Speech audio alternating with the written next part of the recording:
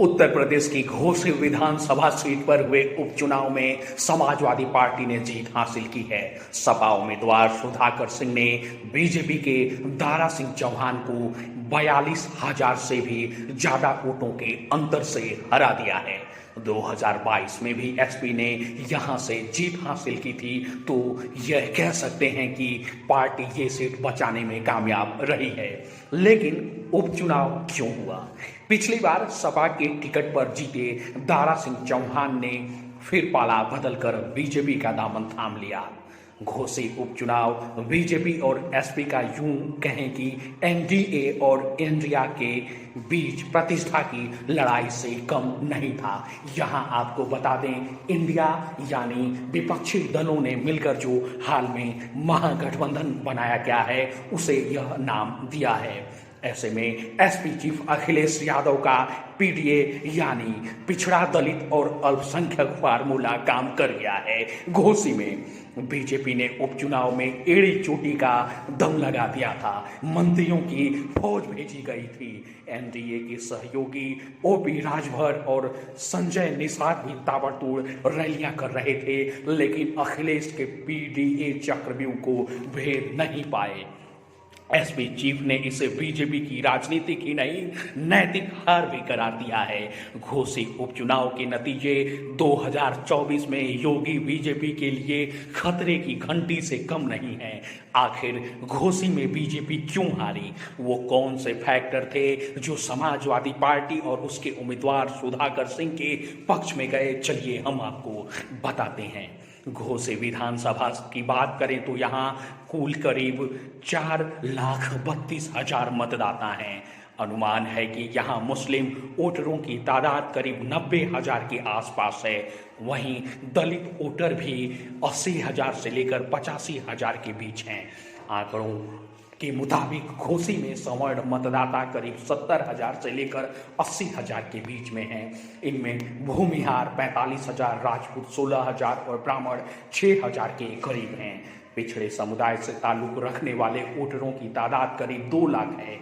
अखिलेश यादव साल 2022 के यूपी चुनाव के बाद से सपा के पक्ष में नया सियासी सामाजिक समीकरण गढ़ने की कोशिश में लगे हुए हैं। उन्होंने पीडीए यानी पिछड़े दलित और अल्पसंख्यकों का फार्मूला तैयार किया है, जो घोसी उपचुनाव में हिट साबित हुआ।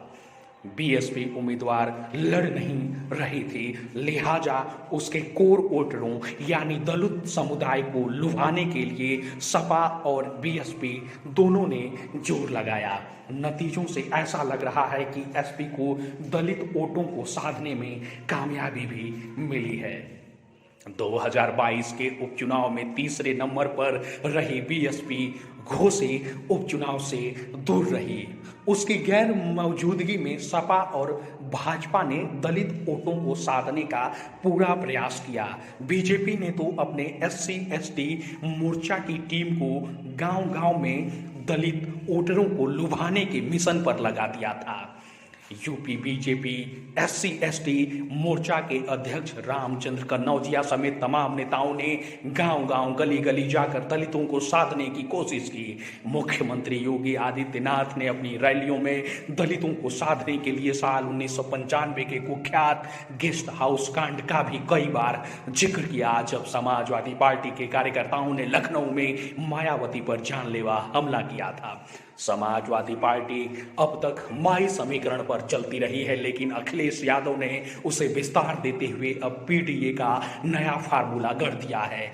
यूपी में बसपा के कमजोर होने के बाद समाजवादी पार्टी रणनीति के तहत दलितों को अपने पाले में खींचने की कोशिश कर रही है। इस साल 15 मार्च को सपा ने बसपा संस्थापक कांशी राम की जयंती जोर शोर से मनाई थी। एक महीने बाद 14 अप्रैल को बी.आर. अम्बेडकर की जयंती भी पार्टी ने बड़े हर्षोल्लास के साथ बड़े पैमाने पर मनाया। सूबे के हर जिले में पार्टी दफ्तरों में अम्बेडकर जयंती की धूम दिखाई दी। अखिलेश यादव बसपा से उसके कोट दलित वोटरों को छीनने की रणनीति के तहत मायावती पर आंबेडकर और कांशीराम के दिखाए रास्ते से हटने का आरोप लगाते रहे हैं। इसी साल कोलकाता में जब समाजवादी पार्टी की राष्ट्रीय कार्यकारिणी की बैठक हुई तो मंच पर अखिलेश यादव के ठीक बगल में एसपी विधायक अवधेश प्रसाद को जगह दी गई थी, जो दलित समुदाय से आते हैं। घोसी उपचुनाव की कामयाबी के बाद अखिलेश अब पीडीए फार्मूले पर और आक्रामक तरीके से काम करते नजर आ सकते हैं। घोसी में पिछड़े वोट निर्णायक भूमिका निभाते रहे हैं। चौहान, निषाद कुशवाहा जैसे तमाम गैर यादव ओबीसी जातियों की यहाँ अच्छी खासी तादाद है। प्रतिष्ठा की लड़ाई को जीतने के लिए बीजेपी ने कोई कसर तो नहीं छोड़ी। विधानसभा क्षेत्र में दर्जनों मंत्रियों ने कैंप किया। इन्हें अपने अपने समाज के वोटरों को साधने की जिम्मेदारी दी गई। इनमें स्वतंत्र देव सिंह, विजय लक्ष्मी गौतम, दयाशंकर सिंह, AK शर्मा, नरेंद्र कश्यप, असीम अरुण, दानिश आजाद अंसारी जैसे मंत्री शामिल थे। इसके अलावा deputy chief minister Keshav Prasad Maurya और ब्रजेश पाठक भी मोर्चा संभाले हुए थे। मंत्रियों के अलावा कई सांसदों और विधायकों को भी बीजेपी ने चुनाव प्रचार में उतारा था। सपा के यादव वोट बेस में सेंध लगाने के लिए भाजपा ने आजमगढ़ के सांसद और भोजपुरी फिल्मों के सुपरस्टार दिनेश लाल यादव निरहुआ और राज्यसभा सांसद संगीता यादव को मोर्चे पर लगाया था। दोनों वहां कैंप कर रहे थे। निरहुआ ने रोड शो के जरिए माहौल बनाने की कोशिश की।